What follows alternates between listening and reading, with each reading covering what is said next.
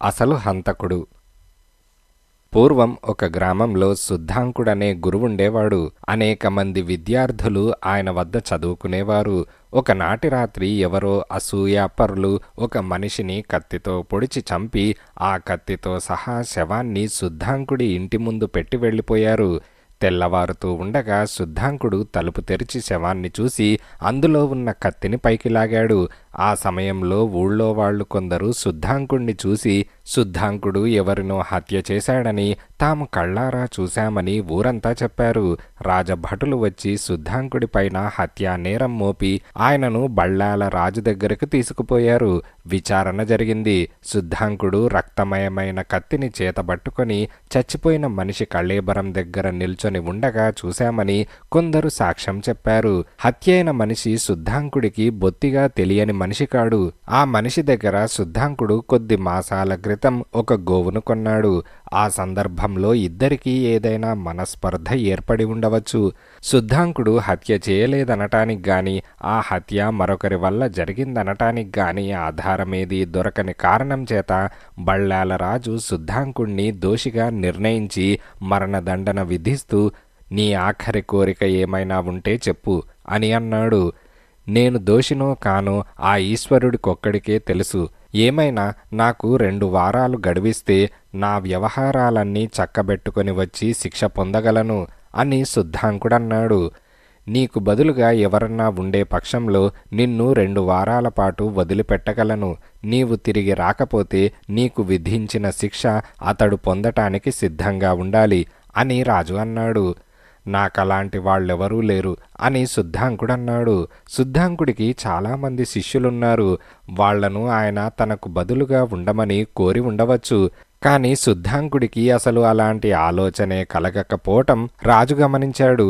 శుద్ధాంకుడిలాంటి వ్యక్తి హత్య చేసి ఉంటాడని, హత్య చేసే మనస్తత్వం ఆయనకున్నదని రాజుకు ఏమాత్రం నమ్మకం లేదు. నిజంగా తెలుసుకునేటందుకు వీలైతే అసలు హంతకుణ్ణి పట్టుకోవటానికి రాజు తన మనస్సులో మార్గాలు వెతుకుతూనే ఉన్నాడు. ఆయనకిప్పుడొక మార్గం కనపడింది. ఆయన శుద్ధాంకుడితో, నీకు బదులుగా ఉండేవారెవరూ లేకపోతే నేనే ఉంటాను. నీవివాళ్లే మీ ఊరికి వెళ్ళిపోయి 2 వారాల పాటు నీ వ్యవహారాలన్నీ చక్కబెట్టుకొని 15వ నాడు సూర్యాస్తమయం లోపల తిరిగిరా. 16వ రోజు మధ్యాహ్నం లోపల నీకు కొరత వేయిస్తాను అని అన్నాడు. శుద్ధాంకుడు రాజుకు కృతజ్ఞత తెలుపుకొని తన గ్రామానికి తిరిగి వెళ్ళి తన గురుకులం సక్రమంగా నడవటానికి, తన భార్య బిడ్డలు సుఖంగా బతకటానికి తగిన ఏర్పాట్లన్నీ 1 వారం రోజులలో ముగించి మిగిలిన వారం తపస్సు చేసుకుందామని అడవికి వెళ్ళి అక్కడ ఉండిపోయాడు. ఈ విధంగా 14 రోజులు గడిచిపోయాయి.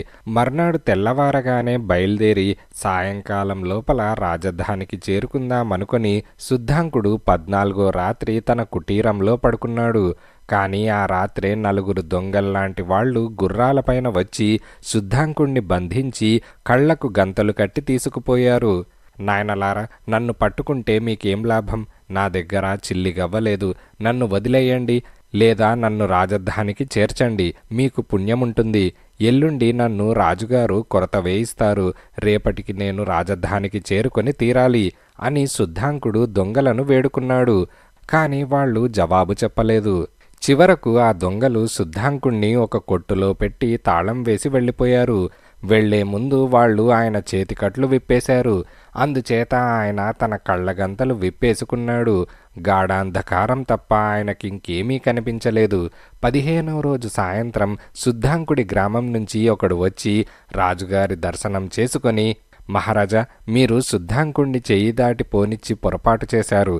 అతనిది మా గ్రామమే. వారం రోజులుగా అతను మా గ్రామంలో కనిపించటం లేదు. ఇంతవరకు రాజధానికి కూడా రాలేదని విన్నాను అని అన్నాడు. రాజు ఈ మాట విని ఆ మనిషితో, మాకు సహాయం చేయాలని నీకు కలిగిన ఆసక్తి చాలా మెచ్చుకోదగింది. హంతకుడి సంగతి నేను చూస్తాను.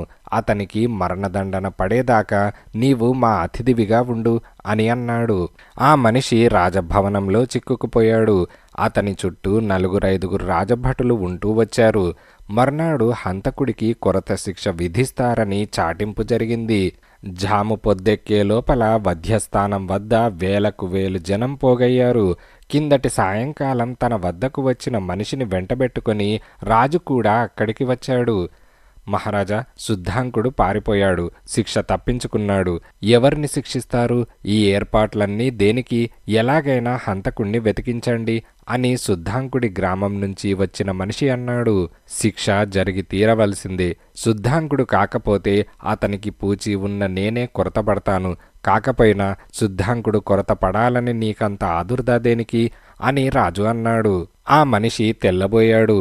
రాజు అతన్ని విడిచిపెట్టక ప్రశ్న మీద ప్రశ్న వేసి ఆ మనిషి చేత కొంచెం కొంచెంగా నిజమంతా బయటపెట్టించాడు. ఆ మనిషి శుద్ధాంకుడి దగ్గర బంధువే, అతని దాయాది. 2 కుటుంబాల మధ్య చాలా కాలంగా తగాదాలున్నాయి. ఒక ఆడమనిషి కారణంగా ఈ దాయాది తమ ఊరి పశువుల వ్యాపారిని హత్య చేసి శుద్ధాంకుడిపైన పగ తీర్చుకునేటందుకు శవాన్ని తెచ్చి శుద్ధాంకుడి ఇంటి ముందు పెట్టాడు. ఈ విషయాలన్నీ రాజు అసలు హంతకుడి నుంచి రాబడుతున్న సమయంలో రాజభటుల వెంట శుద్ధాంకుడు అక్కడికి రానే వచ్చాడు.